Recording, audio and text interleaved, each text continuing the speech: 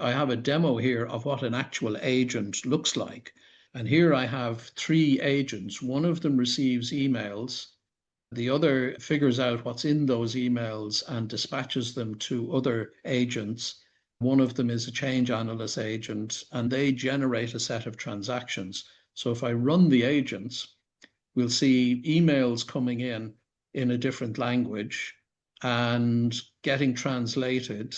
And the dispatcher agent works out what exactly is happening in there, generating all of the transactions as a result. As each email comes in, the AI is doing a mixture of translation, cognitively understanding what's the customer asking us to do, what sort of changes are we trying to make, and as a result, here's the output that I need to produce. This gets sent off to the mainframe. These are the transactions in these emails that I got. This used to involve a team of people because you had to first figure out the language and send it to somebody who understood that language, who would then sit down with this on one screen and the app on another screen and manually try to figure out, oh, they're looking to create a new, or they're putting in a claim or whatever. So this is an agent that just runs through that. Now, in the background, this agent has access to policy documents that say this is how we handle claims, descriptions of our products, descriptions of the situations in which we will accept a new policy and situations where we won't accept a claim and so on. So all of that is in the background in your Raptor or RAG environment. But the agents ran through without anybody interfering with them. They're completely autonomous and they get the job done. And that's the bigger context that I'm aiming to try and get to. Okay, so when we're building agents for business processes, we've got our standard operating procedures and we've automated them with some kind of no-code, Coda, Notion, Airtable, or whatever. The real magic happens when we add even more automation using AI agents. But those AI agents need to understand our corporate data. And it doesn't come out of the box knowing anything about our policies and our procedures and our knowledge base. So we have to go up the ladder of AI technology. If you have no AI, all you've got is formulas, but at least everything is deterministic. When you use the large language model chatbots, it knows a huge amount about the world because it was trained a year ago or 6 months ago, but it doesn't know anything about the present or your company. The next level up is when you have a large language model that can do web searches like Perplexity and Gemini. And that way it's able to pull data in from the web and include that in its thinking about answering your question. Give it access to your corporate information. You upload documents that say, this is our products, this is our policies, this is our marketing messages, these are the instructions for how to create a new customer, create a new product. This is how we fulfill orders. You go in and you interact with the AI as an individual person. That isn't going to automate your business for you. The next level up is where you build an agent, which is like a little app, and it has access to your corporate data. RAG stands for Retrieval Augmented Generative AI. It says, look, here's all our documents. Use these to answer the question. The level above that are the thinking agents. We don't use those because we don't need to reinvent the recipe every time somebody orders a meal. We need to follow our standard procedures. So this is the magic piece we want to work on. And has it been established that RAG is what we shall go with? RAG is it performs better for custom corporate data than no RAG? If you don't have RAG, and you ask an agent to help you with the processing of a customer order, it's just going to make stuff up because it knows about customer order management in general, but it doesn't know anything about your particular products, your particular policies and procedures. So you have to have the retrieval augmentation in there so that it's using your corporate knowledge base.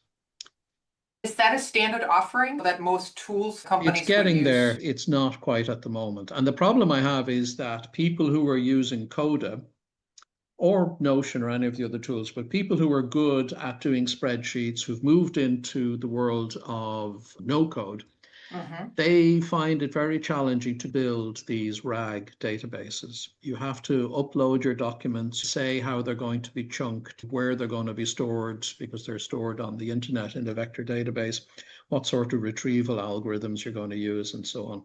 This is an alternative to the big RAG approach. It's to use a much smaller, simpler approach to get the same effect. And it all works inside Coda. So there's no packs, there's no vector databases. You don't go outside of the Coda environment. You have all your documents inside Coda, and then you get the Coda AI to use those documents when it's answering questions. Got it. So we're moving from level 3 to level 4. Yes, I'm going to cover how you would use RAG within Coda. The trick is that if I take all of the documents I want to use, they're too big to fit into the context. And so I have to have some way of only pulling out of my database of documents those bits that are relevant to the question that is being asked. And that's an alternative approach. You won't be able to do that just by putting a query into Coda AI. It hasn't got enough information to do that. You have to put it through this Raptor process. And the final one is the one I tried before, where I said, write me a pack. It says you need the SDK because you're trying to create a pack, and then it goes and pulls in the SDK and uses that in order to deliver the result. The SDK is quite big, so this takes a little bit longer, but if we pull it up, we'll see that it has done the proper code to start a pack. It realizes that you need a schema. So it has said, this is a schema and these are the properties. So it has figured out how to build a schema within the pack. And then it says you're using an ordinary formula. So it's going to add formula. The name is hi, gives it a description. These are the parameters. These are the data types. And the return, the result type, is going to be based on the schema I just defined. And then I'm going to return inside the schema where the name is equal to this and the company is equal to that. This is the correct answer to the problem.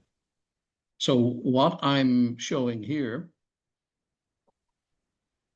is an earlier project where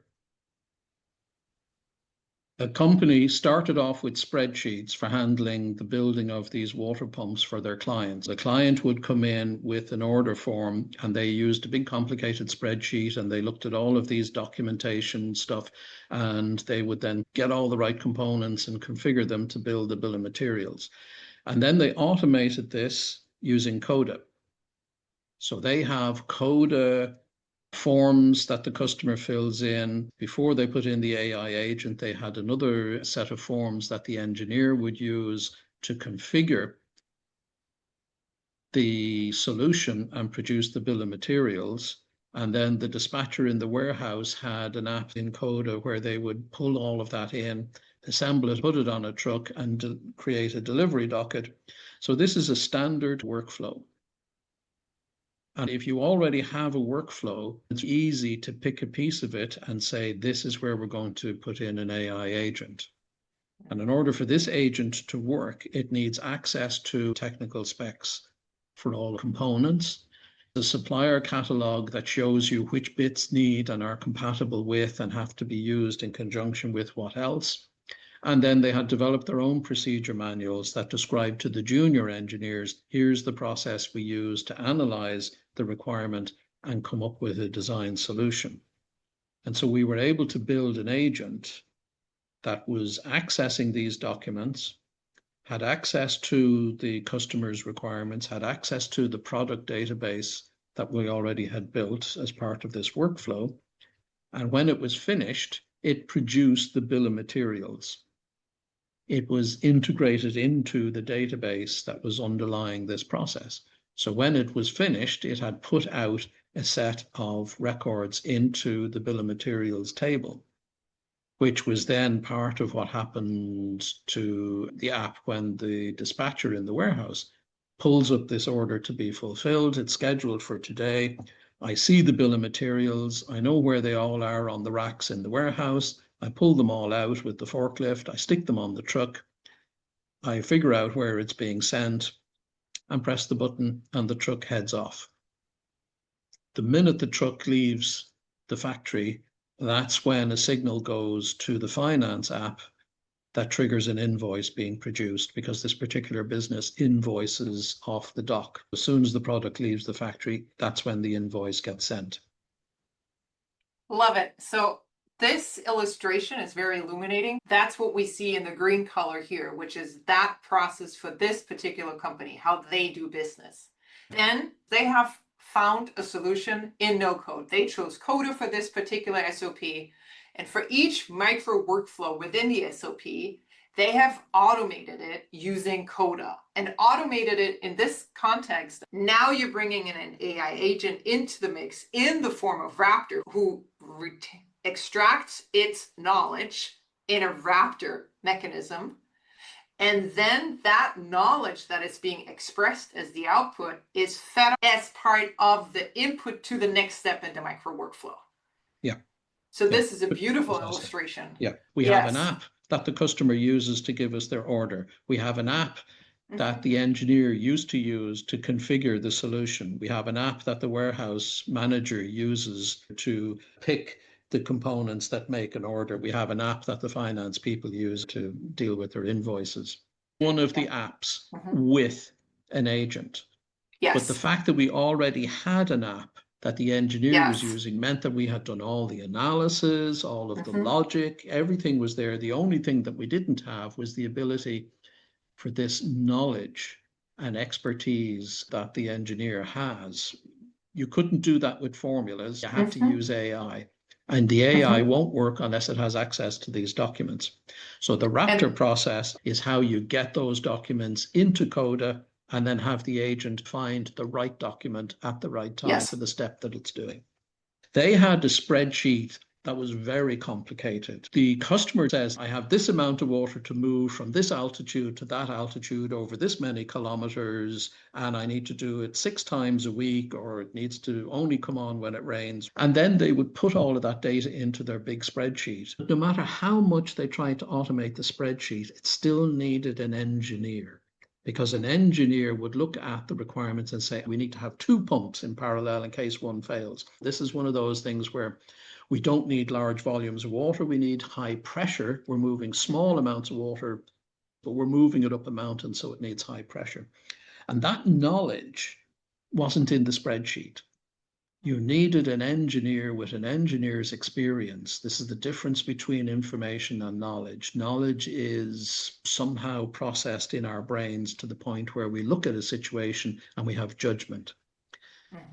We now have the ability to automate that, but not with formulas. But what you can do is write a series of AI queries or prompts that says, okay, looking at the customer requirement and looking at the technical specifications in our procedure manual, which of the 16 scenarios are we looking at? And the AI can do that now, whereas you couldn't write a formula to do that before.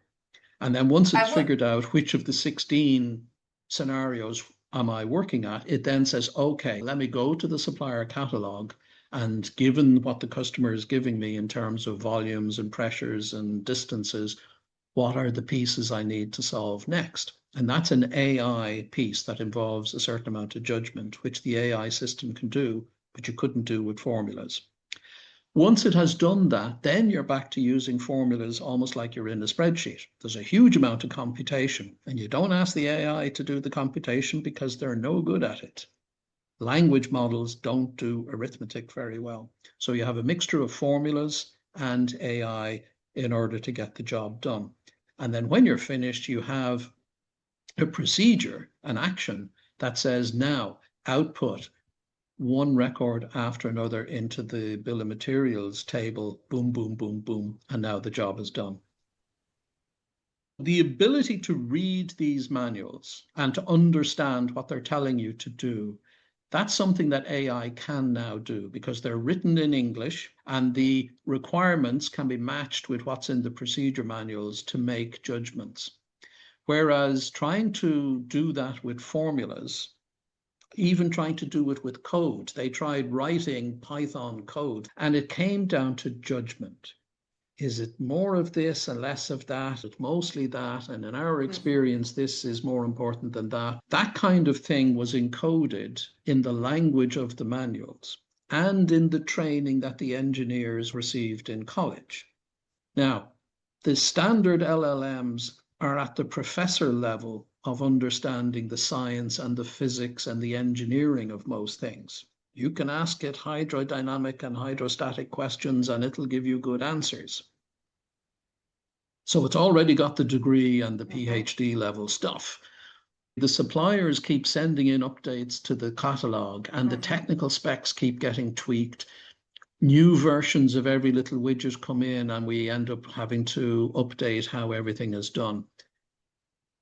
The spreadsheet was fine in the hands of an engineer because the engineer could read and understand all of this and had a background from college of how all of this can be put together. You can't put that into a set of formulas and you can't write a program to do that. But with AI, its ability to understand language, our ability to give it this documentation and show it how to find its way through the tree of knowledge to get to the piece that it wants. And then we stop it from trying to do the arithmetic. That's a big learning we had, is that when you ask it to do arithmetic, it comes back with an answer as if it knows the answer. But it's not able to do arithmetic. It doesn't understand numbers and maths in that sense. So it was combining those two, and that's why we had to go in this direction. The bigger your prompt is, the more complicated your prompt is, the more you will get small things going wrong because it is not as deterministic as when you're writing code. So what we do to build the agent is we break it down into steps so that each step is as simple as we can make it, right? Just go and figure out what the main electric motor for this solution needs to be. Don't solve any other problems. That's one prompt and one set of technical specs. Then there's a bunch of computations that might be done afterwards on the result that gets ready for the next step. And the next step is another prompt that says, okay, here's the amount of water we're having flowing through. What sort of valves, what sort of electronic controllers do you need? What sort of monitoring system do you need? Just solve that. And so we break it down step by step. Use a judicious mixture of formulas for the computational stuff where it's deterministic and prompting and RAG access for the stuff that's more squidgy and involves thinking and judgment.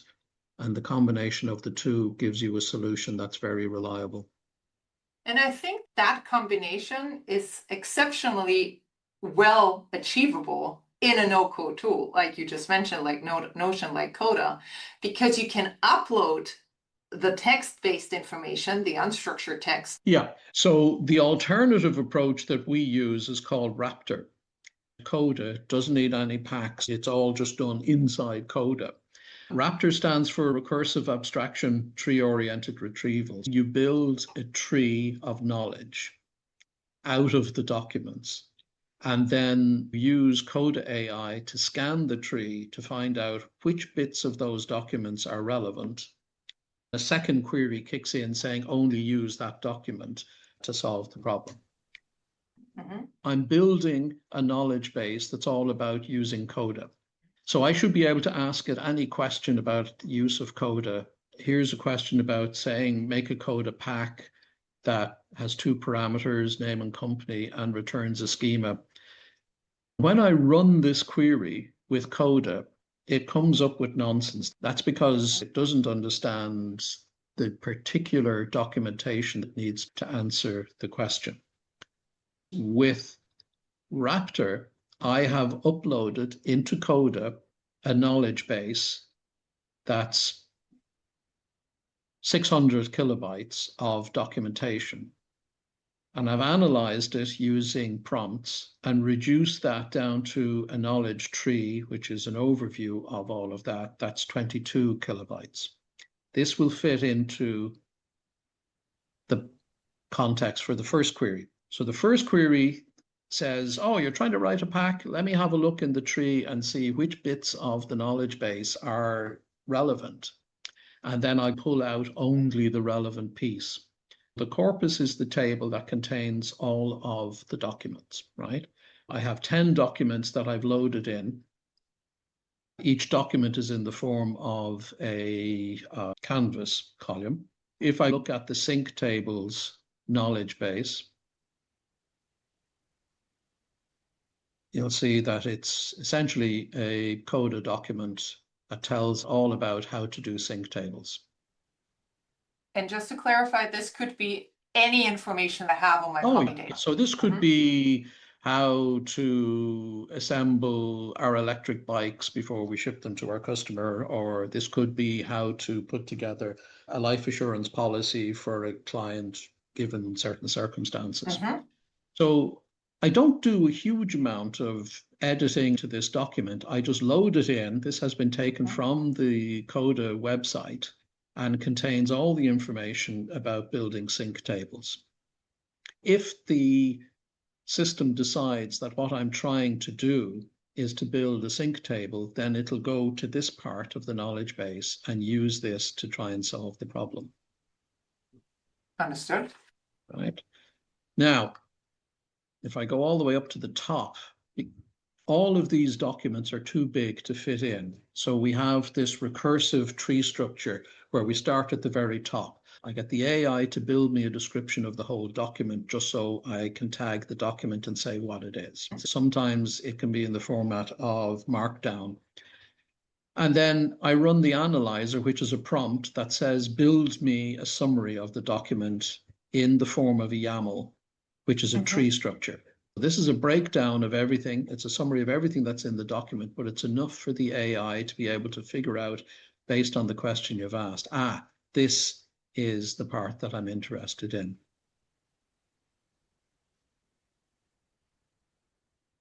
If the format is a doc or Markdown? Markdown is actually a bit easier, but it understands both. It understands them both. Sometimes they can also be in YAML as well. The Raptor table has just one row in it, and it pulls together the whole knowledge tree. This is the entire knowledge tree. From all of the From pages. all of the documents. So here's the parameter summary. Here's the summary for the data types. Here's the summary for remote access via the fetcher function. It's enough for the AI in the first pass to figure out which of these documents I need to look at. And then the next level down, it pulls in the document and handles the query. So here's the query. First one is write some Python code that uses the API of Coda to add a new row to the customer's document in the orders table and set the product to this and set the quantity to that. So when I click this button, it does two levels of analysis. The first one is which topic am I looking at? And then the second one is when it actually pulls in the information from that document. And as you see, it has written the Python, and it has correctly identified that the URL we're looking for is this endpoint here with this piece of data. So it's saying you're going to need an API token and you're going to need a document ID. These are the headers you need. This is the data to be sent as part of the request. Send it as a post, check that the response is 202, and then, so this is correct. It has figured out the correct answer, and it has done it by going to this document, which is the API document. I can give it queries about just about anything to do with Coda, and it figures out how to answer them and then gives you the correct result. And by setting it up like this, you're giving it the added benefit of displaying the topic column. I, as a business expert on the matter, can easily check and see, does that align with my expectation? Yes. One of the most important things about agents is they have to be auditable. They have to be accurate, but they also have to leave an audit trail. And so this is your table that says, here's what I was asked to do, and here's the steps I took to answer it. So if it does go off and give somebody the wrong answer, you can go back and debug it. So here's one where I'm asking it to create a formula. that will add a row to the orders table with the product set to whatever's in my order, the quantity set to the total of this list, and the amount set to the resulting quantity times the price. And so it goes off and says, what are you trying to do? It looks like you're building a CFL. So I'll go to the CFL document and I'll use that to help me answer it. And so it says, yes, the formula you want is add rows to the orders where the product is my order. The quantity is the sum of the items in the quantity list, and the amount is the sum multiplied by the price that's in the product, filtered by the product is equal to my order. So it's done a fairly complicated set of thinking by looking inside the documentation to find out how do I write formulas to do this kind of thing, and it has produced an accurate and correct response. You won't be able to do that just by putting a query into Coda AI. It hasn't got enough information to do that. You have to put it through this Raptor process. And the final one is the one I tried before, where I said, write me a pack. It says you need the SDK because you're trying to create a pack, and then it goes and pulls in the SDK and uses that in order to deliver the result. The SDK is quite big, so this takes a little bit longer, but if we pull it up, we'll see that it has done the proper code to start a pack. It realizes that you need a schema. So it has said, this is a schema and these are the properties. So it has figured out how to build a schema within the pack. And then it says you're using an ordinary formula. So it's going to add formula. The name is hi, gives it a description. These are the parameters. These are the data types. And the return, the result type, is going to be based on the schema I just defined. And then I'm going to return inside the schema where the name is equal to this and the company is equal to that. This is the correct answer to the problem.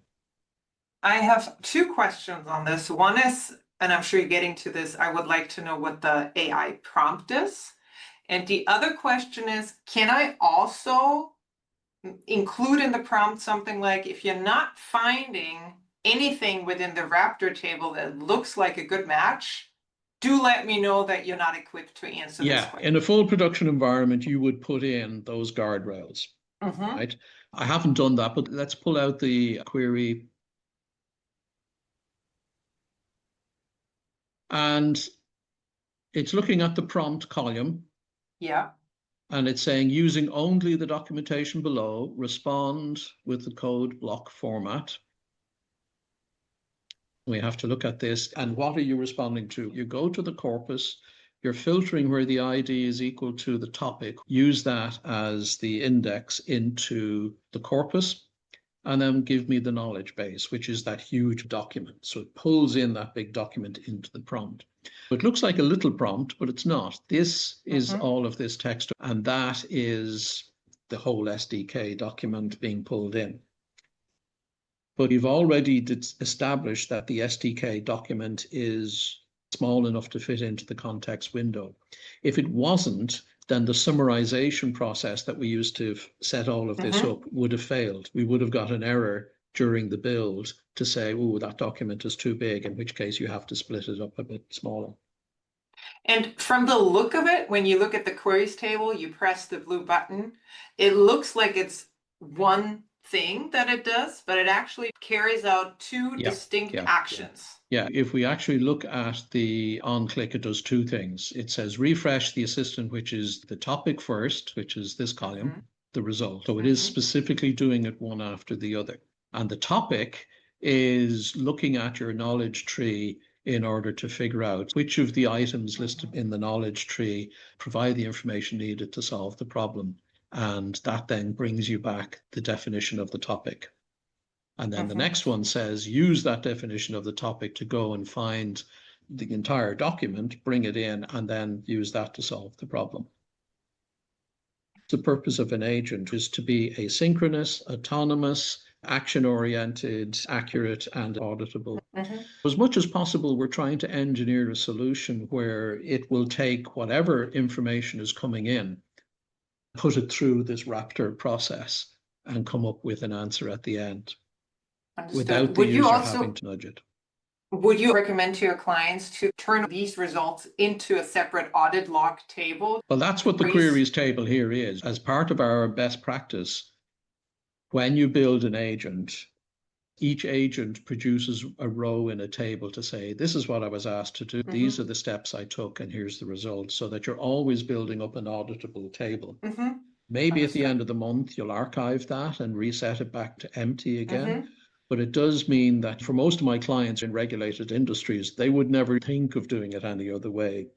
But it does frighten me to see people using AI in an ad hoc way where something is sent off to a customer or an order is placed with a supplier.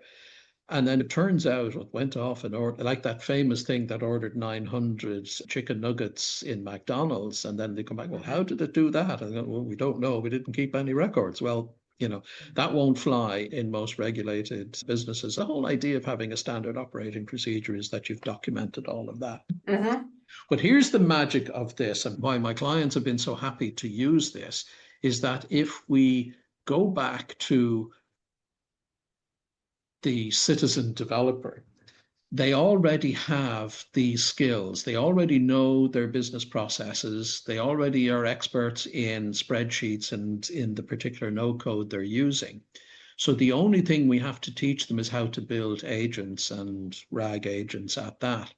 If they already have these skills, then we only want to use those skills in order to produce these agents that use RAG. Coda gives us a way to take the skills they already have, and using a little bit of prompt engineering and understanding how the context works, they're self-sufficient. They don't need to go to the IT department and say, can you help us build an agent that does this? Can you help us build a RAG database, a vector database with all our documents in it? For most business processes, the amount of information you need to bring in is actually quite small. Right now, the big AI companies are selling you on the idea that you can load up to 120 gigabytes of all your documents, all your policies, HR, hiring, firing, how we market, our image, our legal people, and put it all in there and then ask anything. We don't want to build agents that you can ask anything. We're building agents that only do one thing. My job is to take the customer specification and figure out what this complicated water pump we're going to build is going to look like, what components it needs, pull those from the product database into a bill of materials and hand that over to manufacturing to build. I need the procedure manual for configuring these systems. I need the data sheets for each of the components. I need the manufacturer's guide to how all of this gets pulled together. And that'll probably all fit nicely into the corpus database here. You're not having to build gigabytes. You are actually able to get by with megabytes. Way you're trying to make AI less impressive, or at least seem less impressive. Yeah. Just do the job. I don't want you to do research. I'm not saying you will be an expert in 16th century French philosophy, go off and solve world hunger. You're simply saying, no, you have access to these very mundane brass tacks, get the job done documentation, and you have a very specific task that you need to do. Now just get on with it and do it the same every single time, right? Whereas the highest level of AI agents will spend hours coming up with a strategy, executing the strategy, seeing what doesn't work and go back and re-execute that and so on, and design a whole new thing from scratch, which is fine if you're designing a new product or doing research into cancer. But if you're trying to run a standard operating procedure, the operative word is standard. We want the same procedure followed every time. Don't reinvent a new recipe. Use the standard ingredients and the standard process and come out with the solution. So these agents are more mundane. They are boring, yeah. But they're the ones that make the money. I would like to also hear your thoughts on, because the RAG you've built here, it's easy to understand how to do it. It's easy to imagine every company having a use case for it. But from what you've shown so far, I'm replacing my LLM chat window with a Coda doc. Yeah. But now that I have this data with the result to my prompt within a table in a Coda doc, I think you can now unlock a lot of follow-up work without having to copy and paste data from a chatbot window into some other application. And that's the whole glory of this, is that you're not having to take stuff from a standalone AI machine and import it into your existing well-engineered automated workflow. We already have an automated workflow that does X, Y, and Z. I just need something that I can plug in to the middle of it. If you already have your standard operating procedures defined, and most large-scale businesses have, then you will have spent some years automating them by one way or another, a collection of applications, or you've built it yourself, or you bought something off the shelf, but you already have this process up and running. So you need your AI agents to fit into this. You just need to have the tables with the documentation in them. Understood. So this diagram at the end is illustrating the fact that most of the business managers I'm dealing with already have the skills. They already know how to do their business process management and to produce SOPs. They already know how to organize their data into tables and connect those tables together. They already know how to do computations and logic using formulas because they're Excel whiz kids, and they've managed to port that over into a no-code environment. And they're already used to giving users some kind of a form to interact with the automations, whether that's forms that you get with Excel or the UI that you get with your no-code tool. And then this bit is new, but we can use the same techniques that you already know to build this, and you are self-sufficient. And if you have all of these skills, not only are you self-sufficient, but you're in a very strong position as AI comes to take people's jobs and change the workplace, because it's the people who have all of this who are going to be the go-to AI wizards that everybody needs to make this work. This is about building an automated workflow that includes AI, but also includes all the normal stuff, and then dropping a little bit of AI surgically into the middle of that workflow. But yeah, so you're right. This is building AI agents that are part of a no-code workflow, a much bigger thing than something you would use on your own. This you would hand over to everybody in your small to medium business, or something you would hand over to everybody in your particular team or department as a workflow that says every time one of our clients wants to make a claim against their insurance policy, here's the workflow that we follow. And I've added in AI agents so that when it comes to the tricky bits that require you to go and access all of this documentation, the AI agent has access to that and is able to make those decisions. And so we've automated more and more of the work. And that frees people up to move up the value chain to spend more time working on the high value stuff and not be spending their life cutting and pasting and clicking and pushing and shoving things around, because now the AI can do that for them.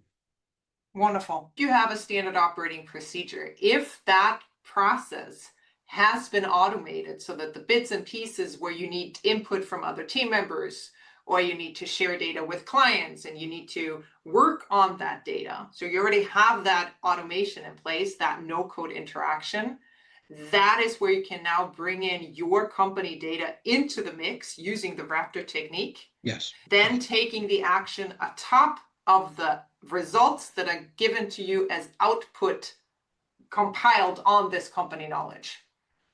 Absolutely correct. If you don't want to use a big complicated RAG system that's outside of Coda, I'm saying, well, there is a way of doing the same thing, but it sits inside of Coda and uses nothing but the ordinary Coda prompts and AI and formulas.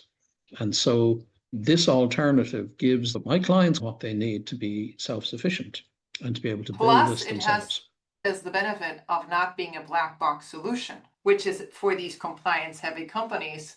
If you were to say, I'm sending data off to somebody I don't know has built, that is probably not as enticing to one of your clients. And one of the things that's distinguishing the companies that are getting ahead and succeeding from the ones that don't is how agile they are with being able to turn on a dime when the legal situation changes or the market condition changes. We need to modify our SOPs, we need to modify how our products work, we need to modify how we interact with our customers or our suppliers. And if you have parts of your workflow built using technology you don't understand, then you're going to find it a lot harder to be agile. This is some of the lessons we've learned. You use AI where it does things it's able to do: knowledge, expertise, judgment, cognitive skills, things that can't be automated with formulas. We don't use it for calculations, string manipulation, procedural logic, trying to remember things. So large complex prompts and large complex outputs, you try to avoid them and you break it down into smaller steps. For each step of the AI task, you have a formula that builds the prompt. You have a single purpose prompt that does one thing very well. And then you use another formula in your no-code tool to parse the result. You ask for it in a structured format, pull out the bits and stick them into your database so that it remembers it for the next time. Then you can have your action formulas or automations that will orchestrate what happens when the AI is finished. Create this record here, move data from here to there, send out a message to this person. And this way you're getting from weird hallucinating AI to something that's deterministic, reliable, and very accurate.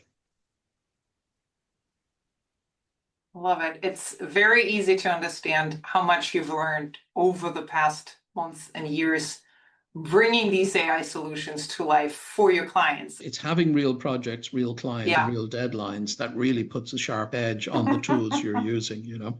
That's for sure. So basically, this is the message I wanted to get across to wrap it up and put it into context. Thank you so much. Thank you very much indeed. Okay. Absolutely. Thank you. Thank you so much. Have a great weekend. It's been good. Take care. Talk soon. Okay, bye.